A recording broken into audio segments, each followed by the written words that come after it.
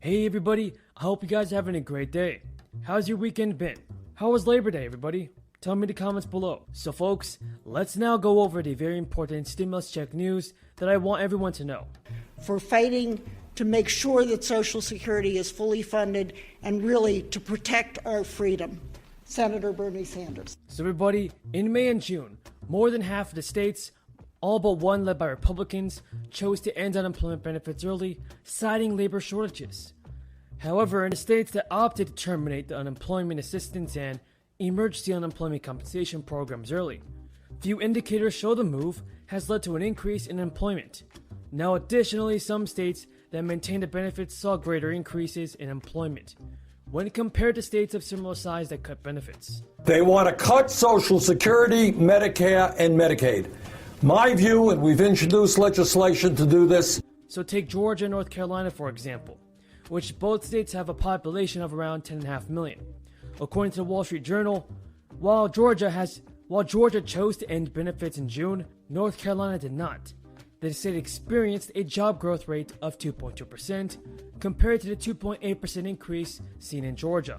There's been a lot of debate going around whether or not the unemployment benefits should be extended or whether they should be terminated. But everybody, I know that many Americans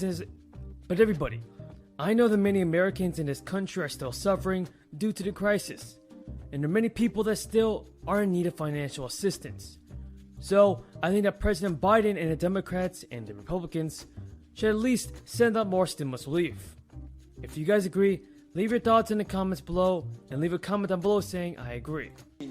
Still struggle with health care bills. Our job is to improve Medicare, not to cut it. Mr. Trump, we are going to hold you accountable. You told the seniors of this country you were on their side. You told working people you were on their side. You said you would not cut Social Security. So as of mid-August, around 9 million people claimed federal unemployment benefits through the unemployment assistance and emergency unemployment compensation programs. All states capped the number of weeks benefits can be claimed. So the emergency unemployment compensation program was established to provide additional benefit coverage after state limits had been expended. These programs have now ended, leaving many wondering if extensions are possible in their states. The actions of the Republicans in the House to turn their dream of ending Medicare into a nightmare for the American people.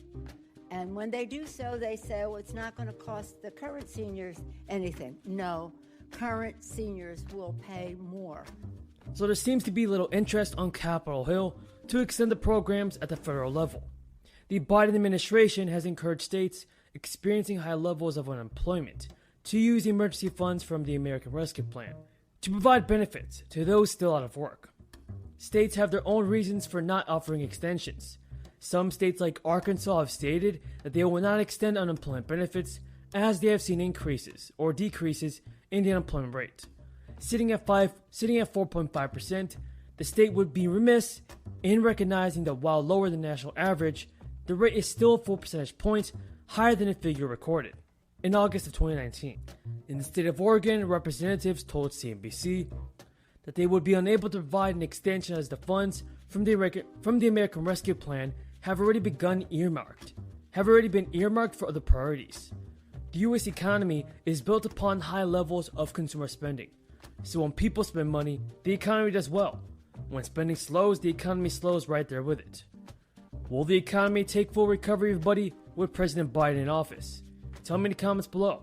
So the most recent household poll survey conducted between 4th and 16th of August by the U.S. Census Bureau found that nearly a quarter of renters reported that they were not all confident or only slightly confident. Respond to your needs. You're going to call up, you're going to wait forever, you're going to say, who needs it? These people can't do their work.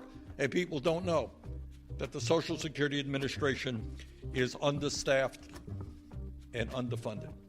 So what is our job? And I want you all to know this. We are very conscious, Bob Casey, Elizabeth Warren, I, many others, that they will be able to pay next month's rent.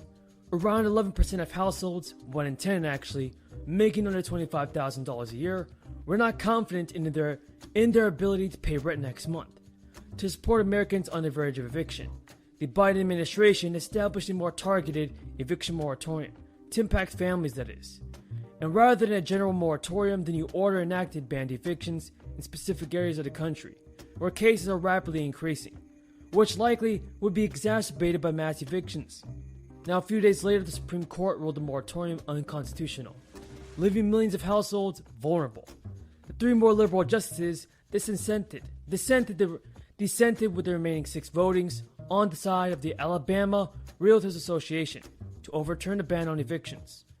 This decision came as more than 9 million Americans were scheduled to lose their unemployment benefits, which for many were the difference between keeping a roof over their heads or being kicked to the curb. For the small landlords, Congress appropriated $46 billion in rental assistance for states to support landlords and tenants.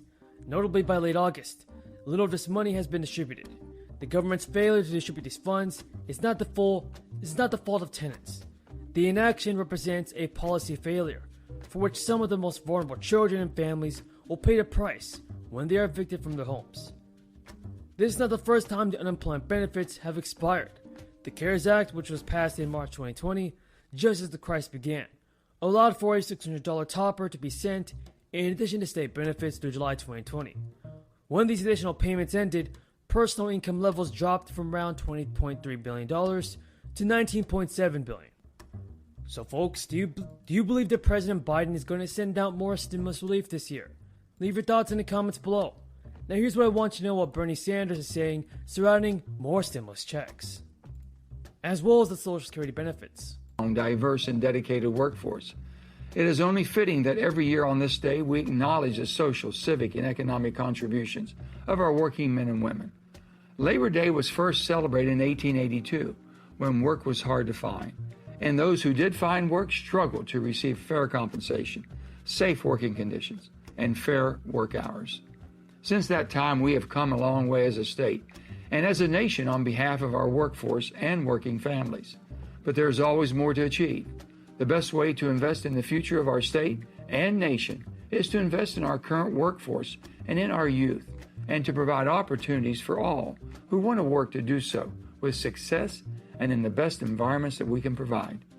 We must continue to instill a strong work ethic in our youth and inspire them to excel, to pursue the higher education or training needed to land good jobs, and to keep their talents within our beautiful state of West Virginia. There is nothing more honorable or rewarding than working hard to provide for your loved ones. As your former governor and now as your United States Senator, I am continuing to do my part to ensure our workforce has safe conditions, good wages, and opportunities to create a strong future right here in the Mountain State.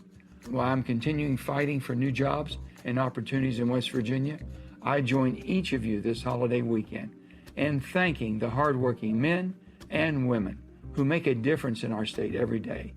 Our West Virginia workforce keeps the lights on, educates our children, improves our economy, and keeps our community safe and healthy. And all of that is certainly something to be proud of.